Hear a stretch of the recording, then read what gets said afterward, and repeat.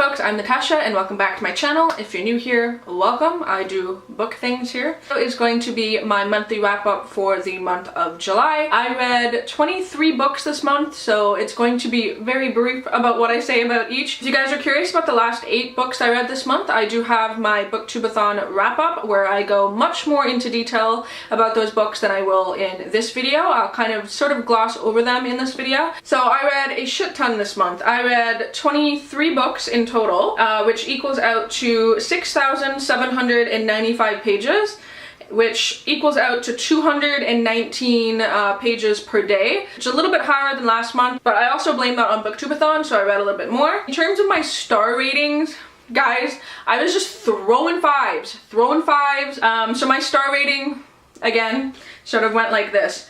I gave one book 1 star, one book 2 stars, 6 books 3 stars, 6 books 4 stars, and 9 books 5 stars. I gave 9 books 5 stars this month. Like I said, I was just throwing around 5s, or I had like just a really good reading month. Yeah, I have a lot of 5-star books. I also have 6 books from the library, so I feel like I did pretty good with going to the library and picking up some stuff as well. So I'm going to start from my lowest star rating up to the 5-star books, because that's how I organize them in this pile, so we're gonna do it. Alright, so 1-star book that I read this month.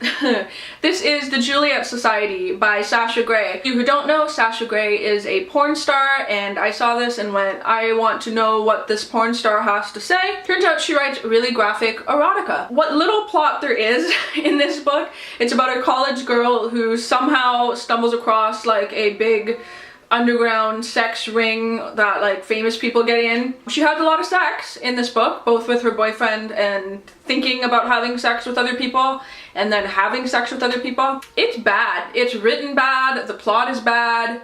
The sex scenes, even though they're sex scenes, so they kind of have to be good in some sense, they're still bad. At one point they're having sex on a kitchen counter and her asshole inhales chili powder.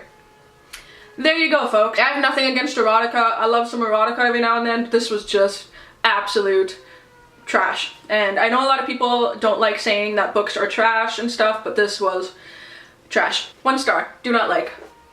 Goodbye. Up next is my 1 2-star book, and for that I have Kurt Vonnegut's Slaughterhouse-Five. I just wasn't interested in this. I don't like books about war. This has to do with war. I feel like this is kind of a classic that I should have read, and so I picked it up and read it. I like the cover and like the color of it and stuff. I just didn't care about any part of this, but I can say that it was better than that Sasha Grey book, so I gave it 2 stars. So this talks a lot about war and the politics of war, and also there's time-traveling aliens, which you'd think that I'd be interested in the time-traveling aliens aspects of it, but it was just wasn't my thing. I might revisit this at some point to see if I like it any better, but I'm not a big classics reader, and I'm definitely not a classics reader when it has anything to do with war. So I gave this 2 stars. Again, I apologize if you like this book.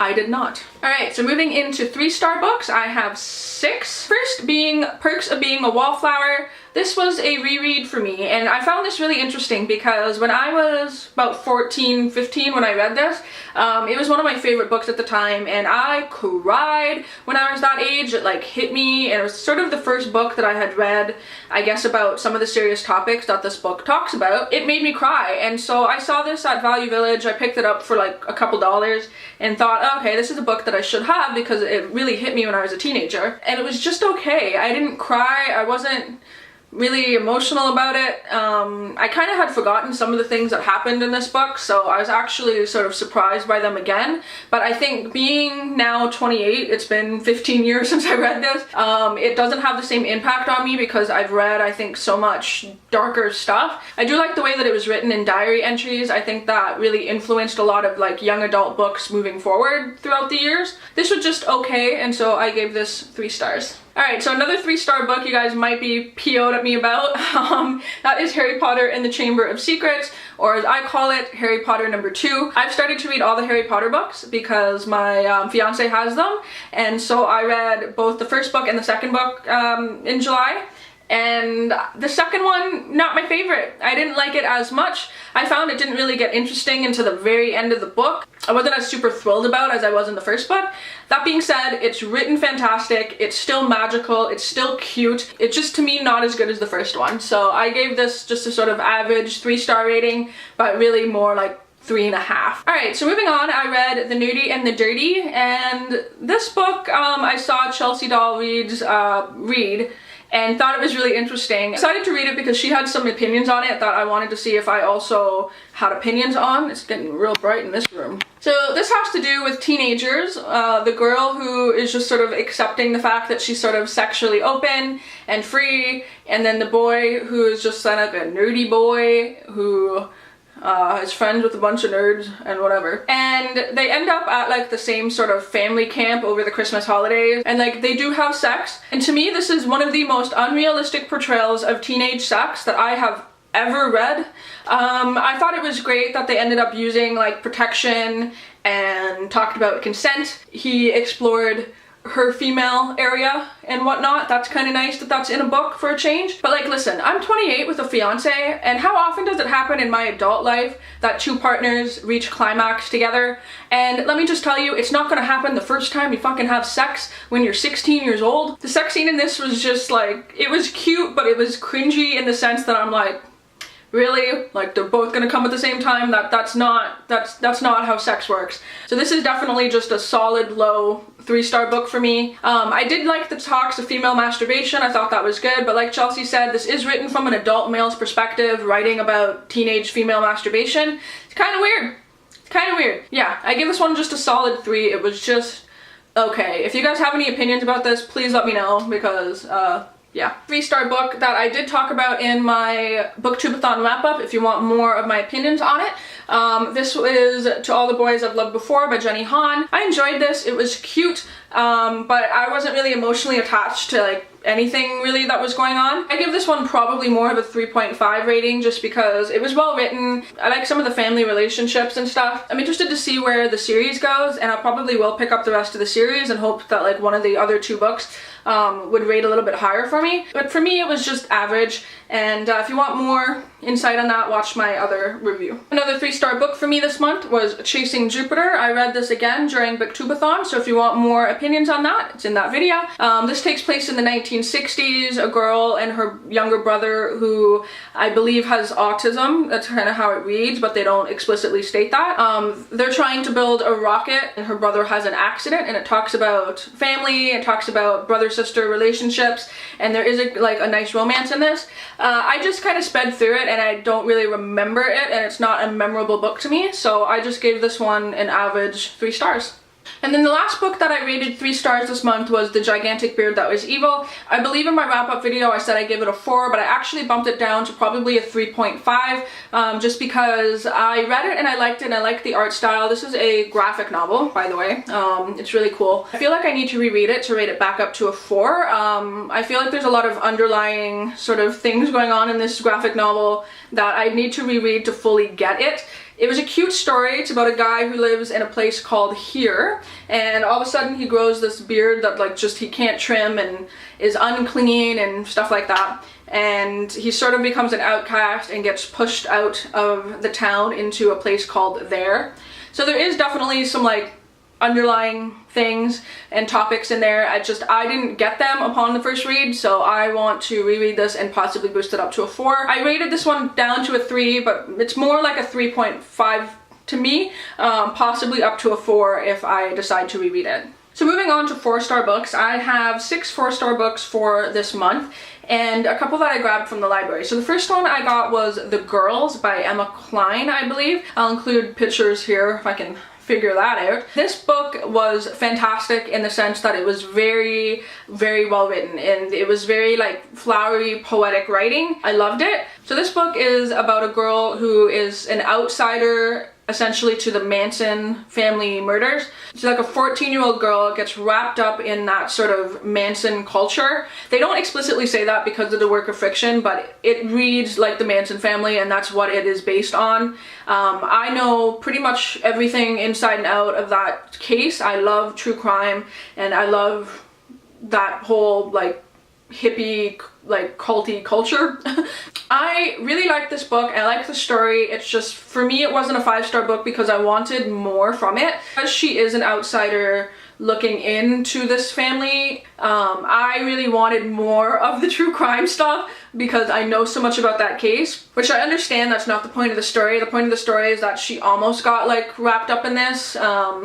But yeah, it was really beautiful, and I kind of want to reread it, and I want to get my own copy of it. It just wasn't quite a perfect book for me because it left me wanting more. But here is my picture of me with a wax Charles Manson, to just kind of put into perspective how much I know and like about that case. It's kind of fucked up how much I like that case, but moving on. This is The Knife of Never Letting Go by Patrick Ness. So this is just unlike anything I've ever read before, and I don't even know how to really describe it. I tried to explain this to my fiance because I want him to read it, and he was like, what? Like, hold on, what? I don't know what you're talking about. So this story is taking place from the perspective of a 14-year-old boy named Todd, and he grows up in this town called Prentice Town. And in this town, there's no women, and all of the men can hear each other's thoughts, and they can also hear animals' thoughts as well.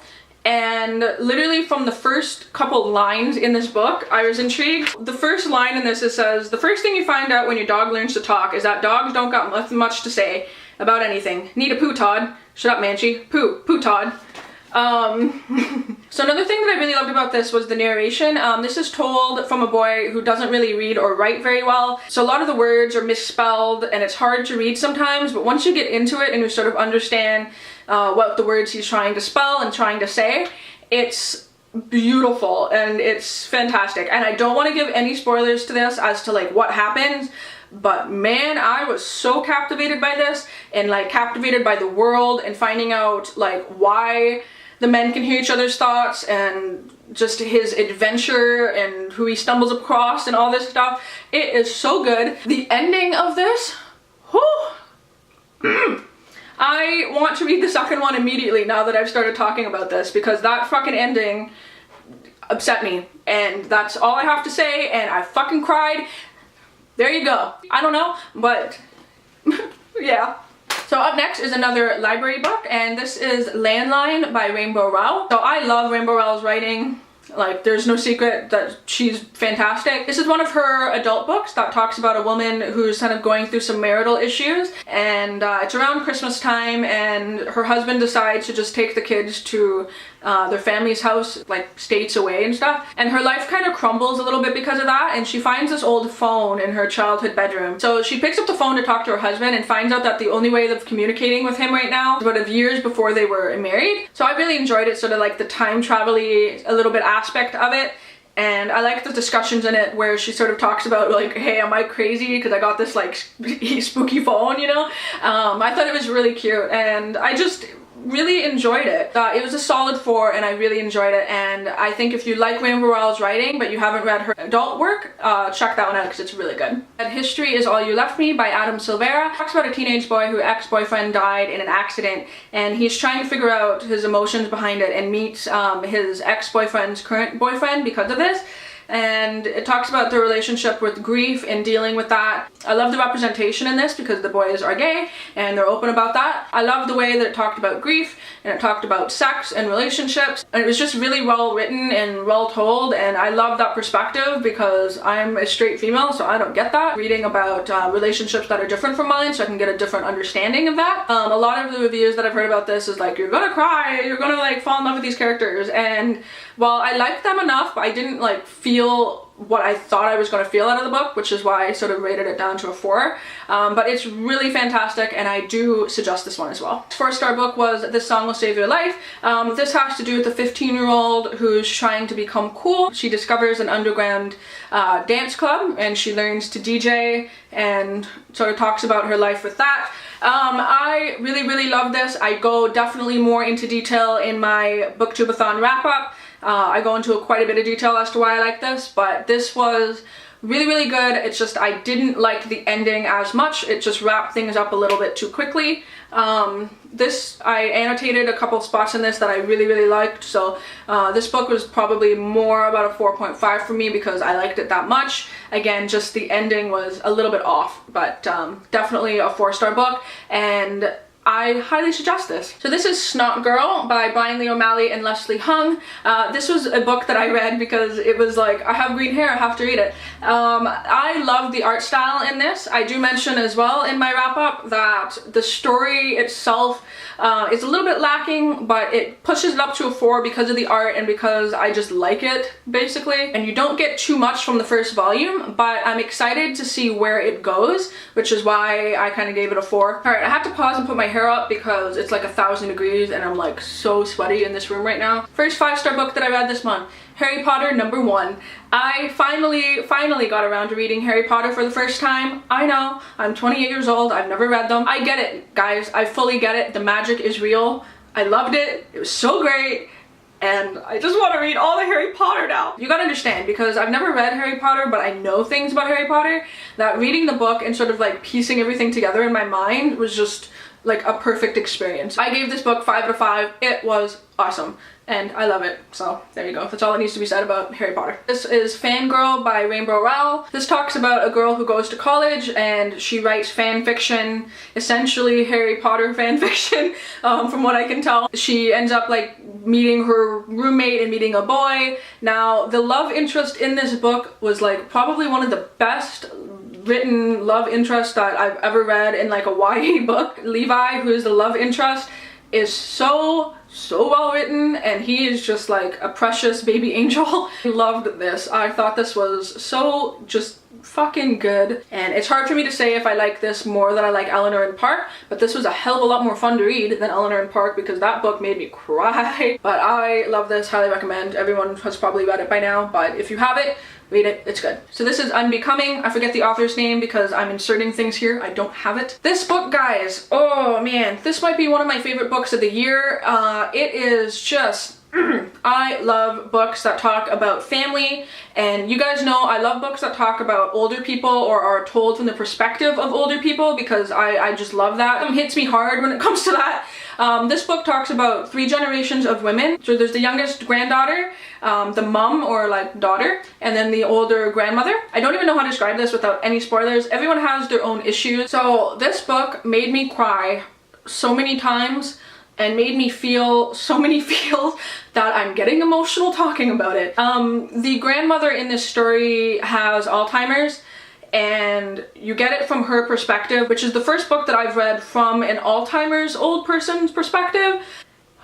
Man, okay, there's so many things in this, there's just so much in this where she's trying to figure out her thoughts and figure out how she feels and put things together and remember things that like oh man, it just made me cry so much. The grandmother relationship in this is emotional. The mother-daughter and finding out like the secrets in the family and the secrets of all of their relationships intertwined. It was so good. I highly recommend this. I have a little thing that I actually, because it's a library book, I sort of took a picture of it on my phone. Just to put into perspective, one of the lines in this that made me bawl my face off. This is Mary, the grandmother, talking to her granddaughter. This girl was young and lovely and clearly trying her best, and all Mary could do was smile as she tried to push the panic back down. She wanted to say, "I'm forgetting so much. Please help me. I think my heart is breaking." It's emotional. Whew. Yeah. Ooh, trying. So just the discussions of like her memories and trying to piece things together and trying to like fix a family and put the family together. This was probably one of the best books that I've read so far this year, and I need my own copy because it is just so good. So that was an obvious 5-star book for me, and everyone needs to read that immediately. I read Simon versus the Homo Sapiens Agenda by Becky Albertalli.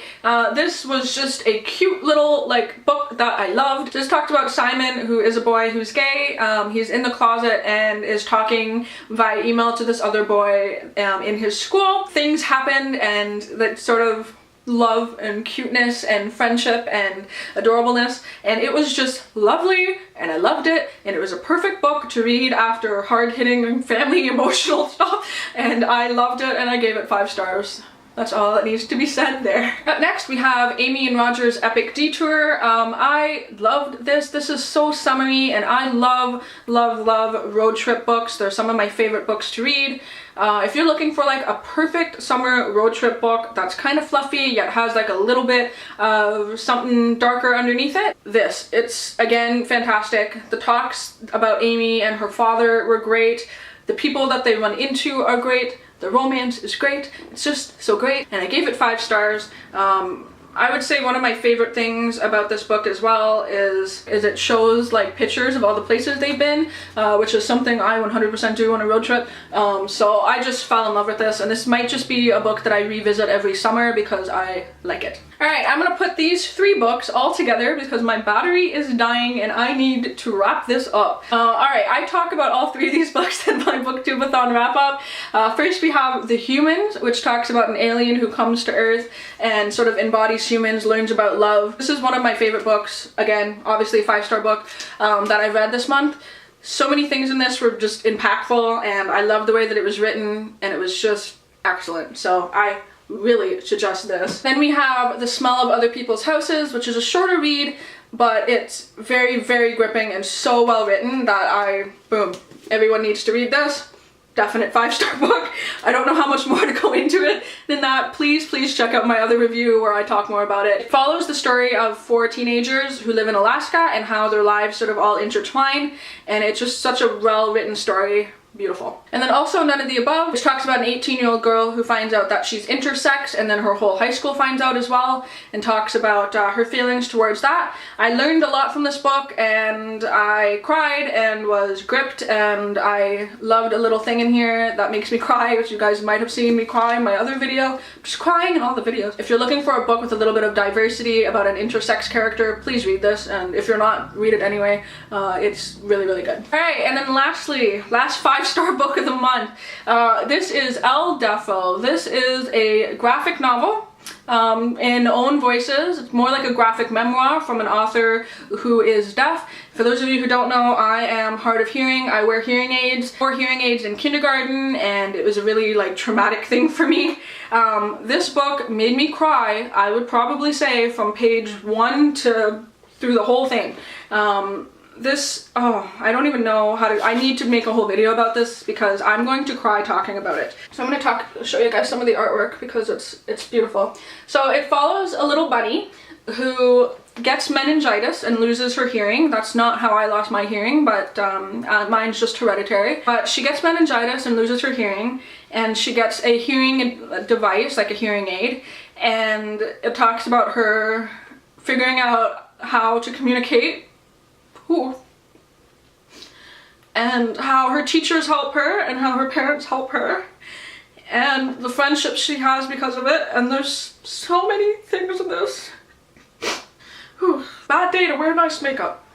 Talk about books. There's so many different pieces in this that literally are pages out of my life that I've never seen in a book before. I can't even talk about the damn book without crying, so it's excellent. Please go get this. It's amazing. And if you have a kid who's hard of hearing, or a kid who's had hearing aids, or you want to teach your kid about that, like if somebody in their family has hearing aids or hearing disabilities, please get this and read this to your kids. Read this as an adult. Just read this. I had never seen a book like this ever. I heard Books and Lala on YouTube talk about it, and I cried watching her video where she talks about it because I went, I need this. One of the scenes that really got me was they're over at a sleepover and the girls are talking and she's trying to hear them, and then they turn the lights out and she can't hear them because she can't read lips. And that's me. That's literally me. My friends know that like I can't hear whispers. I need to see you in order to hear you.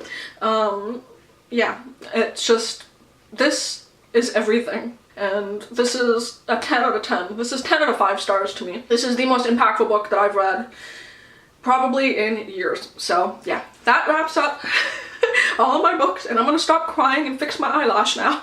So that wraps up July's books, and obviously I am emotional today. Like, I'm just crying at everything today. But yeah, I do hope you guys like this video. Please let me know if you've read any of the books down below. I'm sorry that this is so long, but there's no quick way to do a wrap up of 20 some books. So if you've stuck it out to the end, I applaud you. You get to see me cry, so that's your reward for sticking it out. I hope you guys are doing good, and until my next video, I'll talk to all you soon. Bye.